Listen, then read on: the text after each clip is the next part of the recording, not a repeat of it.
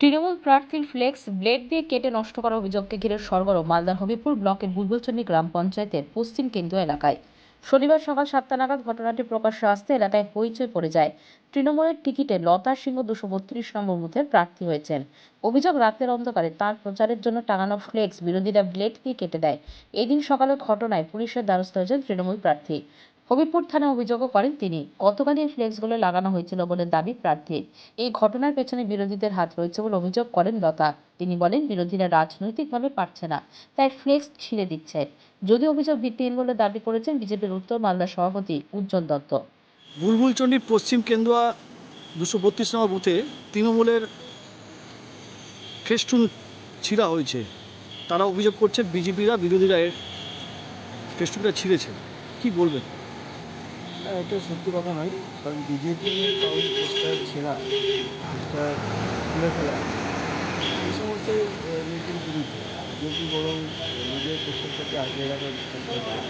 এইটা তৃণমূলের যে একটা নিজেদের প্রচারে আসার জন্য, কারণ ওরা দেখছে মানুষ থেকে ওরা জনবিচ্ছিন্ন হয়ে গেছে, ওরা প্রচারে কোথাও সাড়া পাচ্ছে না, তাই প্রচারে আলোয় আসার জন্য এটা তারা নিজেরাই করে এখন বিজেপির নামে।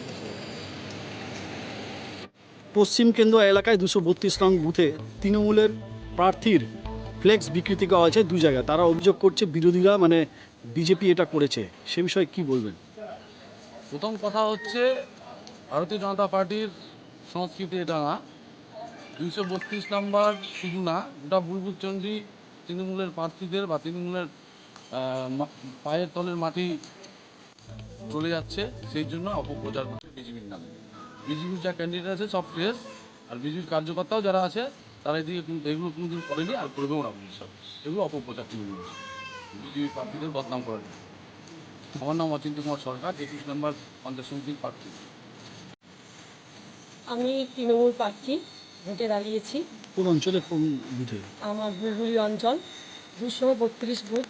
আমার নাম লতা সিংহ, তৃণমূল প্রার্থীতে আমি দাঁড়িয়েছি। কালকে আমার পোস্টার লাগানো হয়েছে, রাত্রের মধ্যে পোস্টারগুলো আমার ব্লেড দিয়ে কেটে দিয়েছে। কে কেটেছে এখনও জানানো হয়নি, ধরা পড়েনি, তবে তদন্ত আমার চলছে। আমি এই তদন্তটা চাই, পুলিশ প্রশাসন যেন এই তদন্ত আমার করে। তারা কাটলো, কেন কাটলো, কিসের জন্য কাটলো?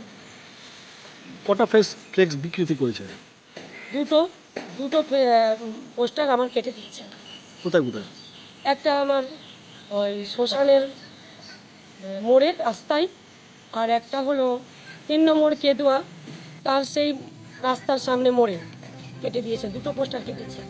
কি মনে করছেন কারা এটা করতে পারে? আমার তো পুরো সন্দেহ যে বিরোধী পার্টি ছাড়া এই পোস্টার আমার কেউ কাটবে না। বিরোধী কাকে মনে করছেন? আমি বিরোধী আমার মনে করছি, আমার বুথে 2 প্রার্থী দাঁড়িয়েছি, এক তৃণমূল আর এক বিজেপি। তাছাড়া আর কোনো প্রার্থী নেই, কোনো বিরোধী নেই। আমি সেই বিরোধীকেই মনে করছি, সেই বিরোধী ছাড়া আমার পোস্টার কেউ কাটতে পারে না। থানায় অভিযোগ করবেন? হ্যাঁ, আমি থানায় একটা অভিযোগ করব। আমার পোস্টার কাটা মানে আমাকে কেটে দেওয়া। তাহলে আমার পোস্টার যখন কেটেছে, তাহলে আমাকে কেন কাটবে না? আমাকেও কেটে দিতে পারে। আমার ভয়। আমি পুলিশ প্রশাসনের সাহায্য চাই। থানায় জানিয়েছেন? হ্যাঁ, আমি থানায় জানিয়েছি। লিখিত অভিযোগ দিয়েছেন? হ্যাঁ, লিখিত অভিযোগ দিইনি, তবে আমি লিখিত অভিযোগ একটা দিব, যাকে আমার সন্দেহ কি আমার বিরোধী পার্টির ওপরে, আমি তাদের নামগুলো দিতে পারি। হবিপুর থেকে টিঙ্কু প্রসাদের রিপোর্ট, ব্যুরো নিউজ বাংলা 1।